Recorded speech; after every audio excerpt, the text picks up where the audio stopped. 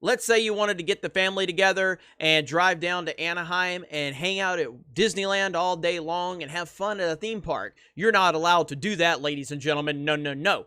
Let's say you worked your entire life to build a business and you have established yourself a nice customer base, and suddenly you're told you can't run that business anymore. You can't go to work. You can't feed your family.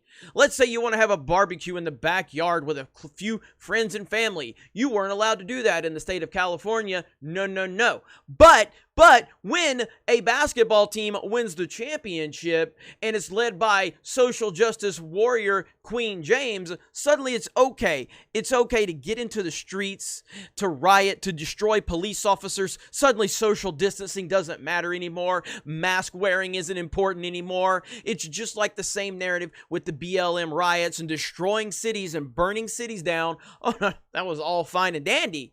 That was all fine and dandy because it worked into the narrative that they wanted to push. This is the nonsense that people are starting to see, and people are tired of it. People are sick and tired of the hypocrisy going on.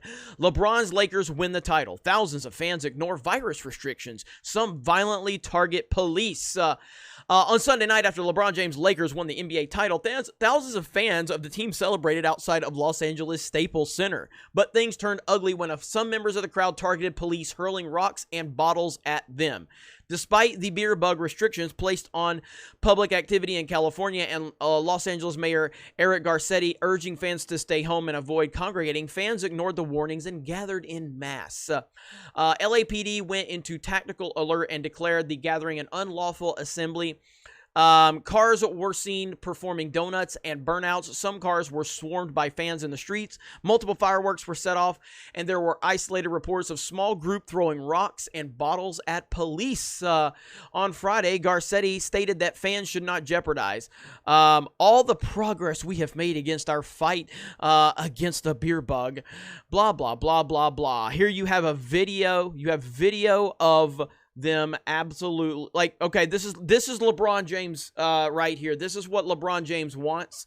This is what LeBron James has been asking for. As you see, there's a LeBron James fan there. This is what happens when LeBron James spews nonsense about how police are hunting black people when they leave their house, something that none of the sports reporters have held him accountable for. None of these cowards in the sports media have dared to challenge LeBron on that lie that he said against our brave men and women in uniform. None of them. Bullshit. But hey, this is LeBron's America right here. This is LeBron's people right here. This is the oppressed people that LeBron is fighting for, everyone, right here. People that are attacking police cars. Jeez. It's unbelievable, man.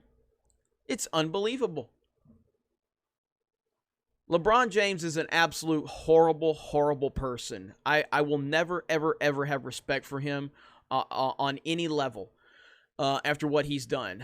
The mob started as a few intoxicated and rowdy Lakers fans began throwing beer bottles and other projectiles at uninformed police officers that swarmed that arena.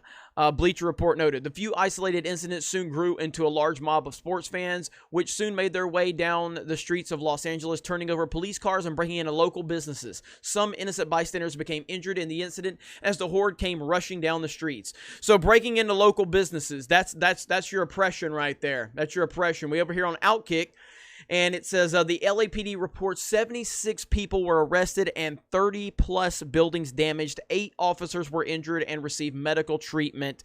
And there was just a lot of nonsense. 2 people were injured by shots by police officers. Unruly individuals mixed with the large crowd began. Okay, so we kind of read all that on the other one. So this is, again, you can't have a barbecue in your backyard with your family. You can't take your family to Disneyland. You can't be a family and just, be a law-abiding citizen. That's illegal. You can't run a business. You can't run a business in California.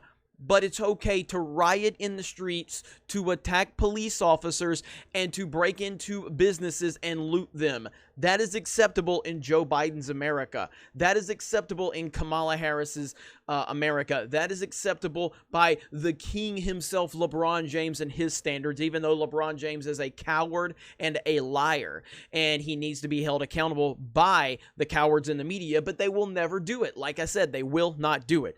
But this is where we are. This is why people are sick and tired of this stuff. There is no consistency. There is no consistency how the media portrays these stories. They want to sit there and demonize hardworking Americans who care about their families and care about respecting law enforcement. They want to demonize that group of people, and they want to celebrate it when people are out there breaking the law, disrespecting law enforcement, and breaking into buildings and looting them. And they don't seem to care about the beer bug. There's no social distancing in those equations. There's no mask wearing there. And people are seeing it, and they're tired of it. You guys let me know your thoughts in the comments below. Congratulations to LeBron James for being a bitch, and we will talk to you later.